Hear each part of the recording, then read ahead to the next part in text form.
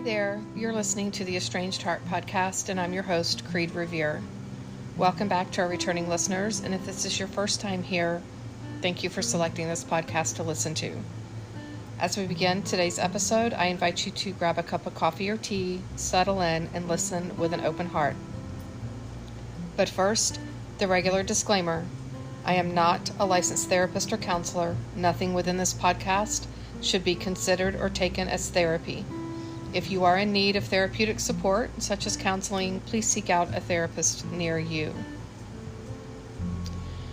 In light of yesterday's special episode that came out, today's episode will be much shorter than normal, and will cover announcements, some reminders, and a reading, an excerpt from a book that I have been reading, and I just felt it was fitting given the specific times that I have currently been in over the last several days, and those members in my support group, and so I want to share that with you in just a bit as well. But first, couple of announcements. I know that I have announced that a validation workshop is coming, and as well as an online Zoom support group is coming for estranged moms.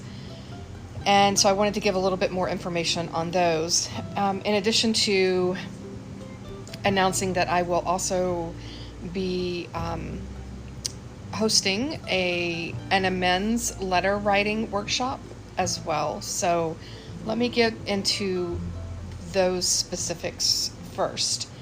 The validation workshop will be on August 28th.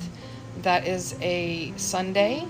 And if you are interested in the specific details of that workshop, please email me, and I'll put my email address in the show notes so you'll have it as a reference point there.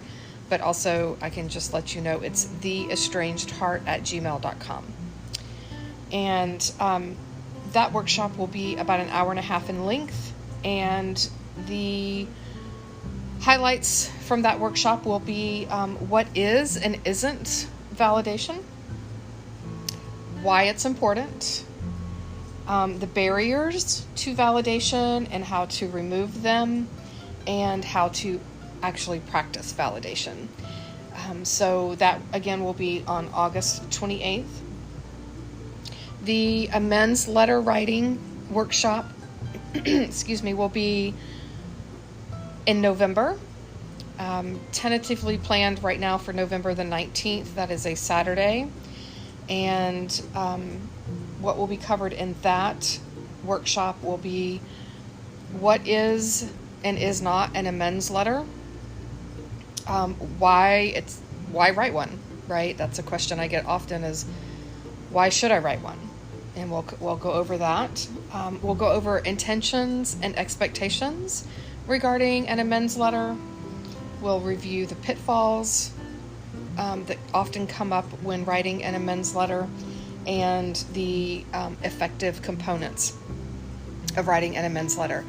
And I can tell you that I've had several clients who I've worked with on writing amends letters, and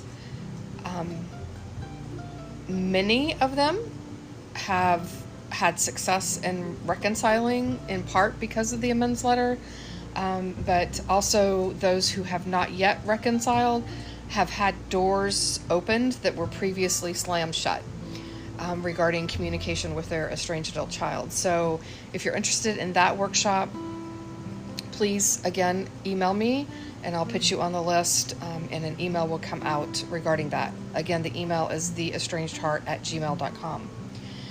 And then the online support group meetings will begin on Saturday, September the 3rd, and those will be every other week at this point. they'll go on for a month or so, and we'll reevaluate on whether or not the need is to go weekly, or if bi-weekly is fine. But that, again, will be an online support group via Zoom and not through Facebook. There will be I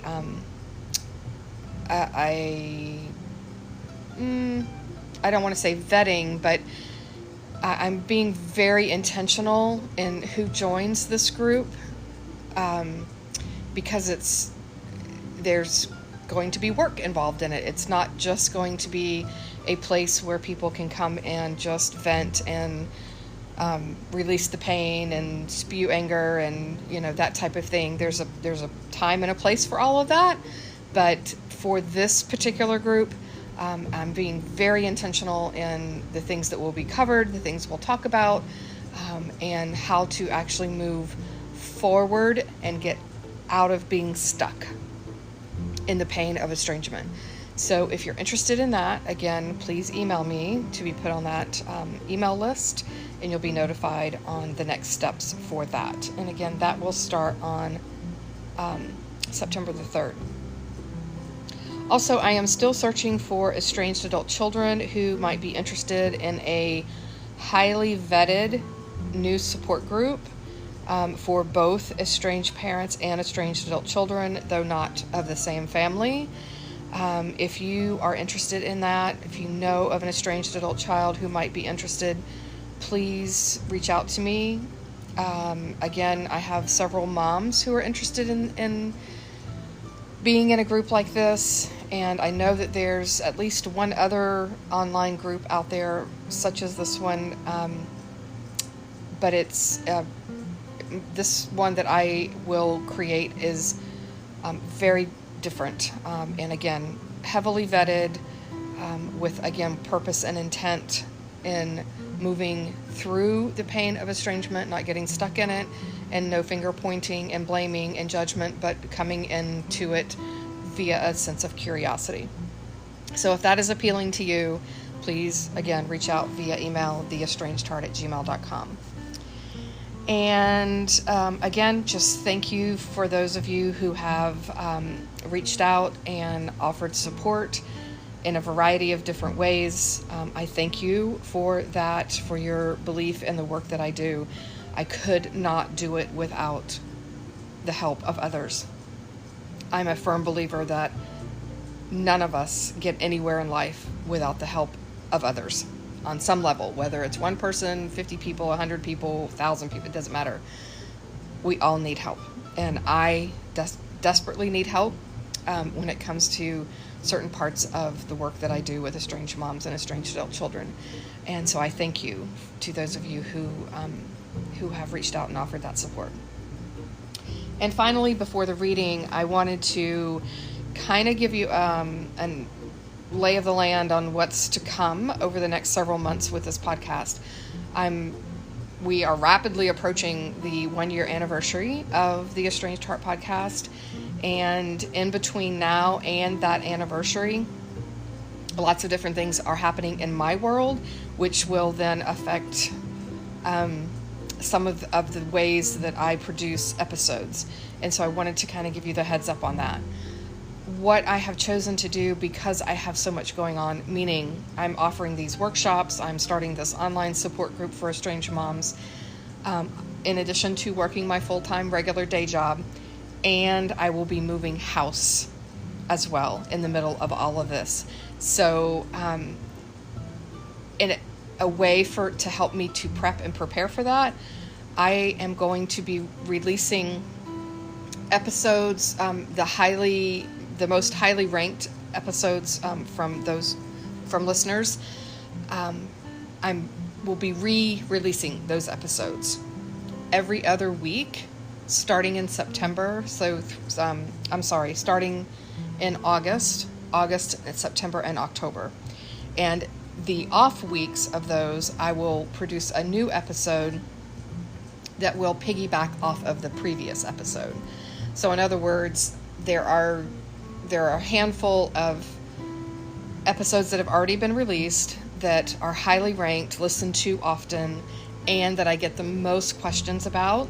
And so I will basically be doing a follow-up to those episodes. So the previously recorded episode will air on one week. The following week will be a follow-up to that previous episode. And then the next week will be another highly listened to previously recorded episode. And then following that week will be a follow-up to that one. So that's what's going to be happening. For those of you who have been around and have been listening to this podcast for a bit of time, you're going to hear some things again that you've already heard. And so if you're new coming in, I want you to be aware of that. You are always welcome to go back and start listening to the podcast from the very first episode and move forward from that point. I just want you to be aware of what is happening, that, things are going to be a little different over these next 3 months, just because I need some extra space and time in order to get the things done that I need to get done on a personal level. And I appreciate your patience and understanding where that is concerned. After the 1-year anniversary of the Estranged Heart podcast, things will pick back up as they have been, and with new episodes for season 2. So be watching for those. Okay, so for this reading, this book is titled There's a Hole in My Love Cup, and it's by Sven Erlandson.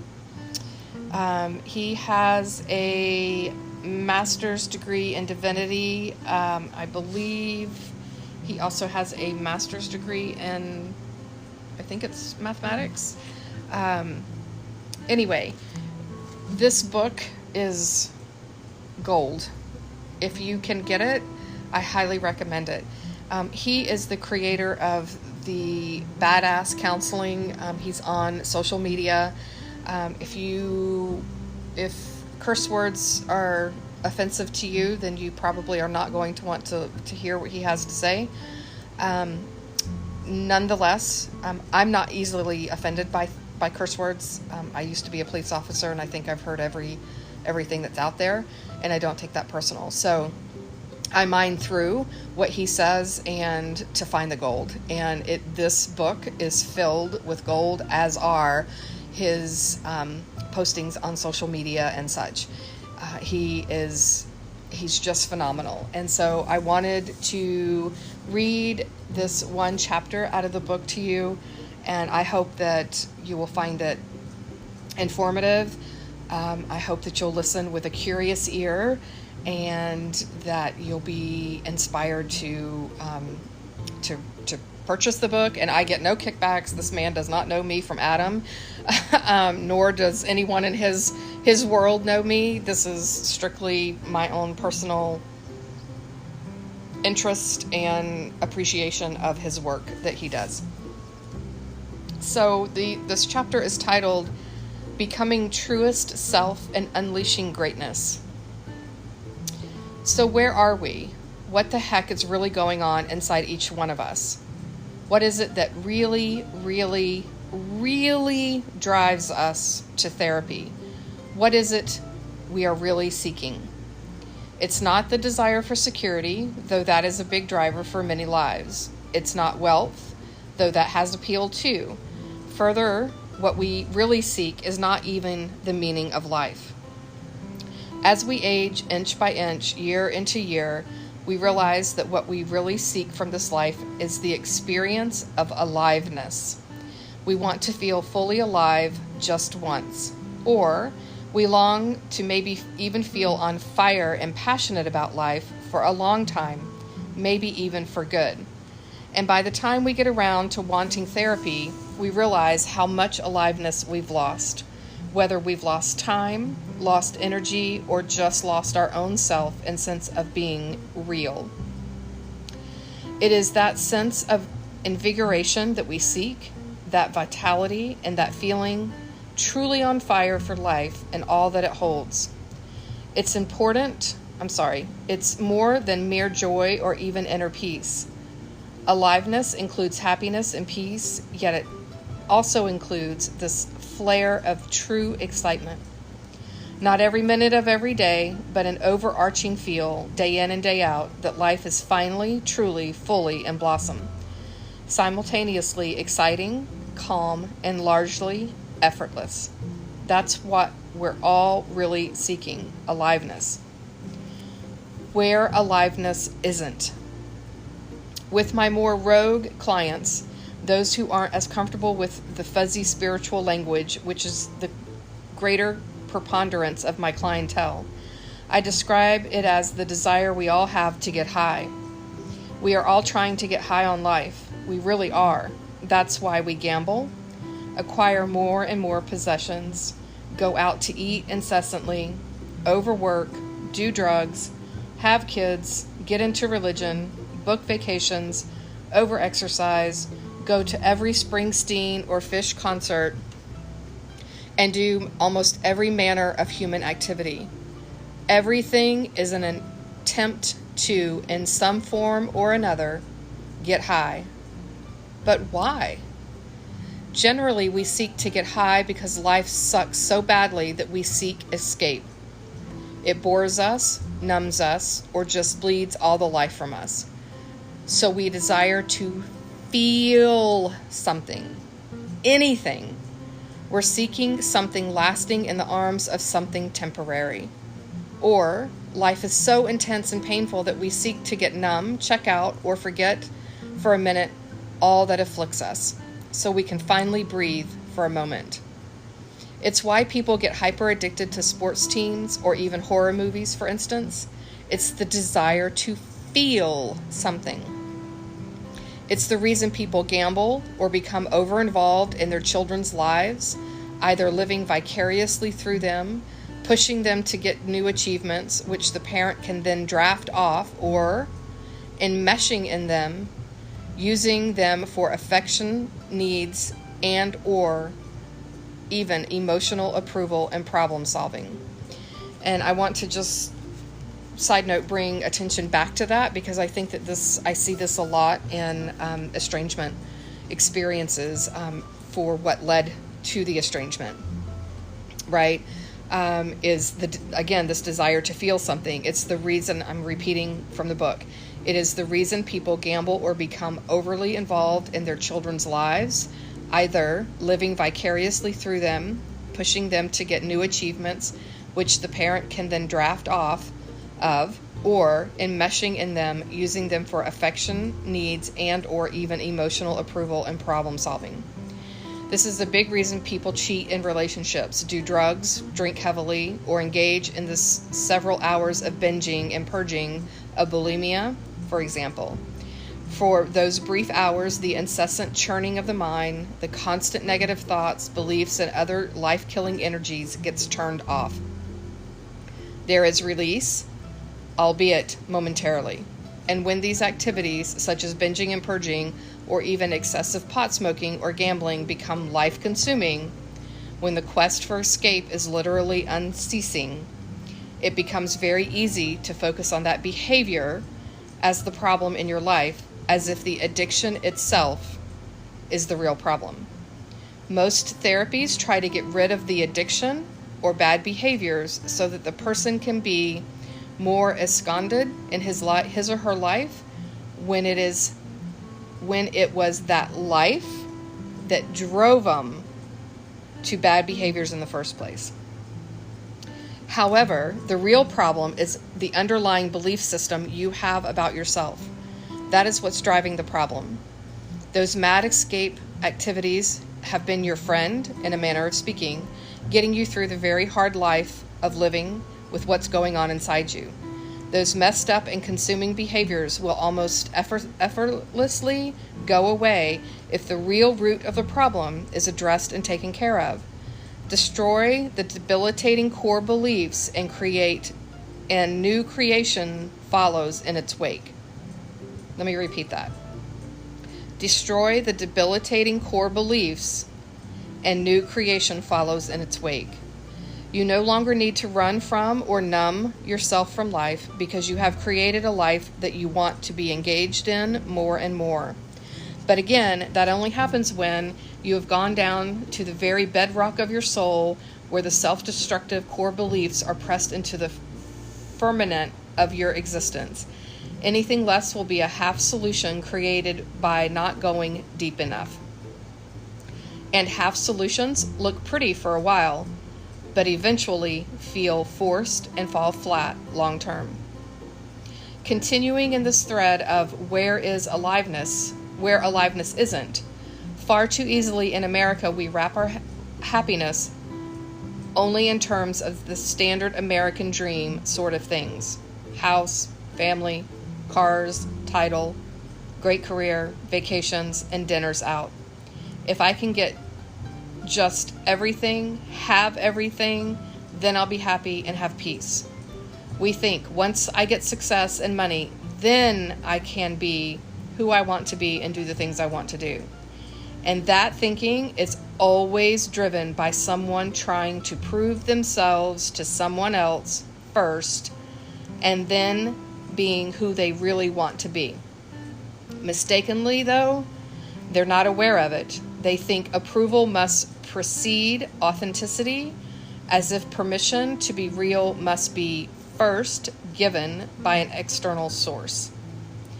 That thinking is always, at its core, driven by the fear of living authentically now. Only when I've proven my worth to others can I live my truth for me. And that's a path that rarely ends well or comes without pain, no matter how much we're sold on its merits by society. This absorption into the American dream and its supposed promise of happiness can last decades, but eventually the veneer fades, the promises we thought it held erodes. Whether we can articulate it as such or not, we realize that things we seek to have get us high only for a short time.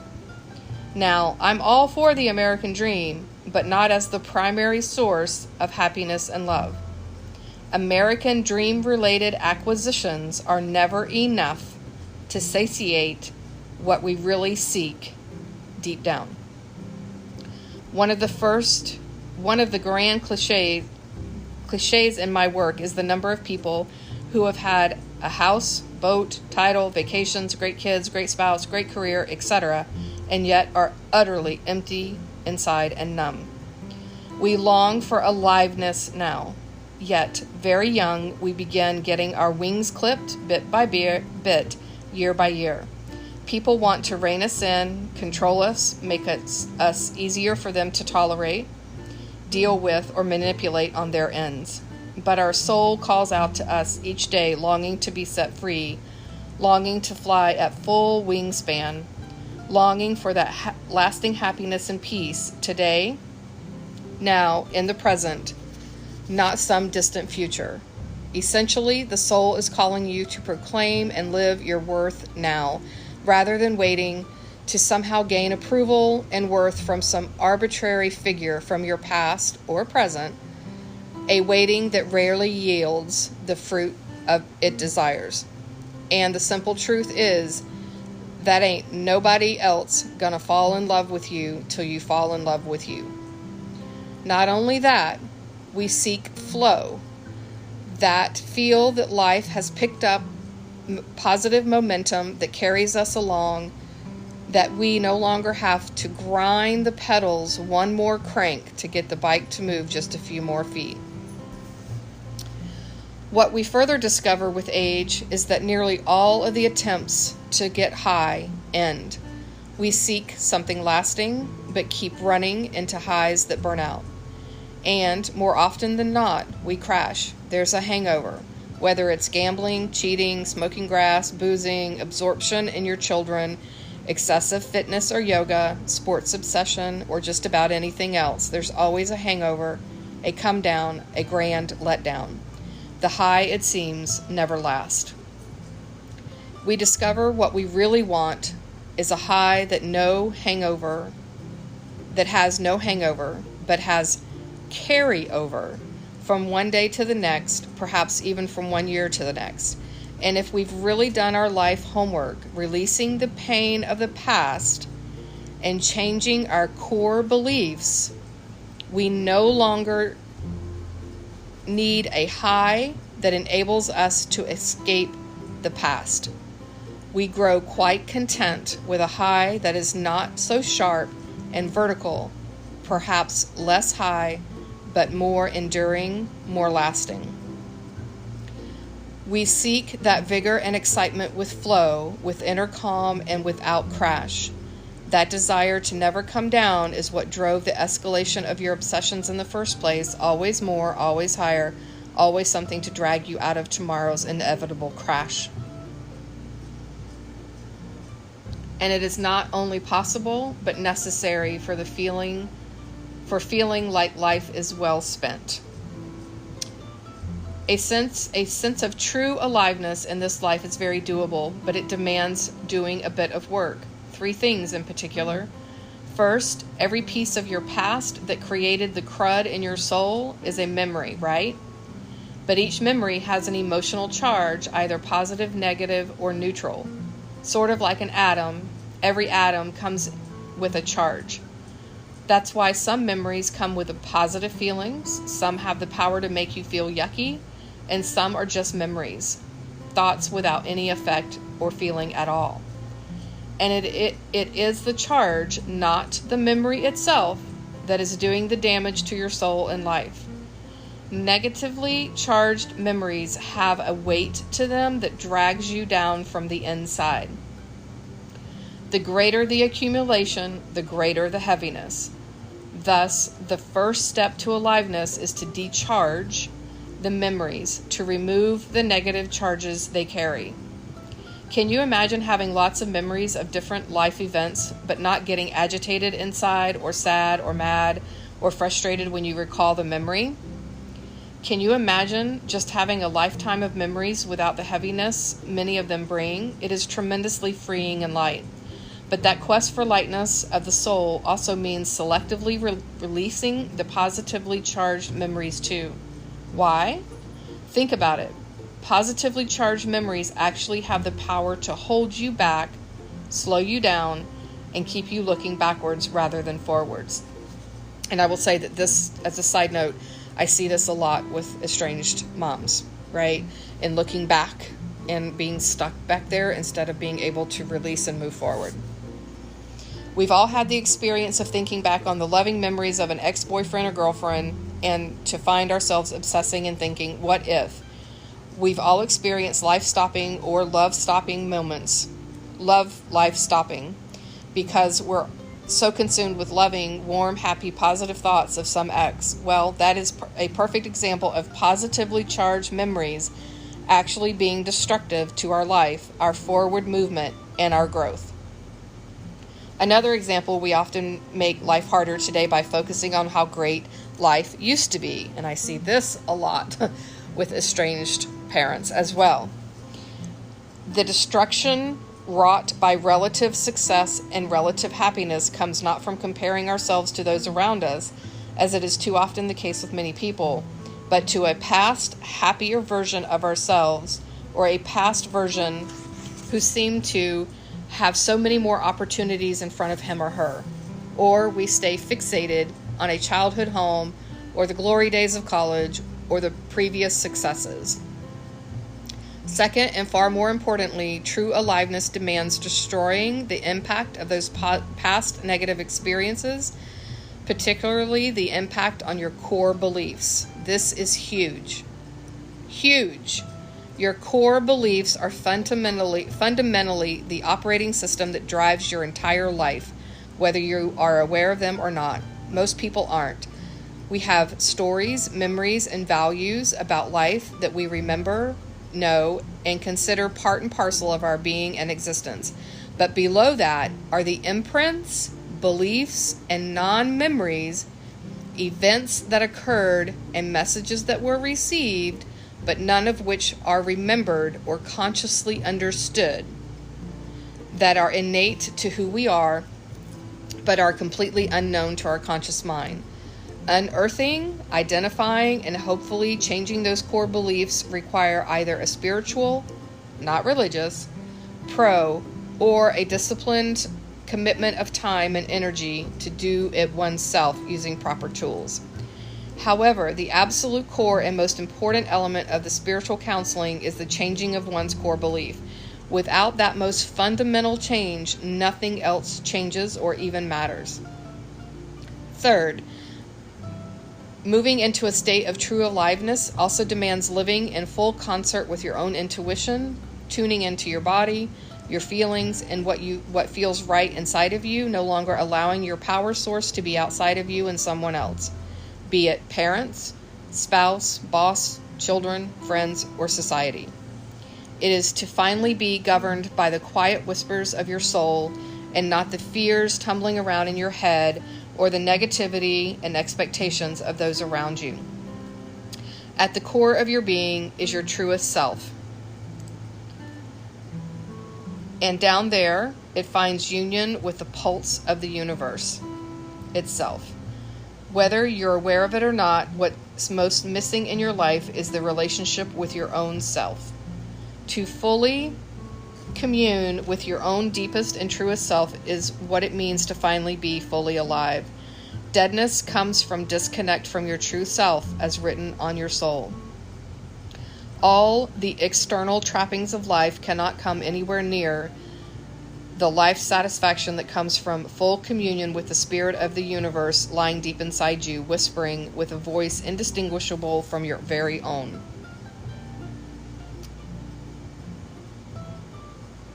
For decades, I have counseled some of the world's wealthiest people, as well as street people. I have counseled faculty at the top universities in the world, as well as struggling teens and those in their 20s, top Olympians and the physically infirm, the boldest and the most afraid, the oldest and the youngest, the intrepid and the intimidated, the successful and the struggling, as well as couples struggling so violently to save or fight for their relationship. Additionally, 30 years ago, I was a math major and religious studies major in college, and my master's degree is in divinity, spirituality. If there's one thing my math and science history gave me, it's a nose for patterns. And if there's one thing the decades in spirituality and religions brought, it's my love of the human soul. So that's what I wanted to read. It was a little longer than I thought it would be, but I hope that you found some nuggets within that. Please feel free to go back and listen to it again. I have read this particular chapter about 10 different times, and I find something new every time that I read it. And I think that there's valuable nuggets of gold there for estranged parents. Well, really, any estranged person, right? And I am hoping that by talking about feeling alive, this coming on the heels of yesterday's special episode, I hope that this kind of closes up this particular experience and challenges that we've had, those of us in my group and myself over this last week. Our purpose here is to be alive, and if I can help in any way to help you to find that aliveness, then that's me serving part of my purpose here on this earth. So this brings this episode to a close. I hope that this time together was time you feel well spent, and that you were able to find some takeaway nuggets to help you on your journey, wherever you may be on your estrangement and reconciliation path. If you feel you've received something helpful or positive from this podcast, please consider following us, sharing this podcast with others, leaving a positive review, or becoming a financial supporter. You can also follow us on social media, Instagram, Facebook, and TikTok under the same name, The Estranged Heart. And lastly, if you are an estranged parent or an estranged adult child and would like to have your story shared on the podcast, anonymously or not, please reach out via email to theestrangedheart@gmail.com. Until next time.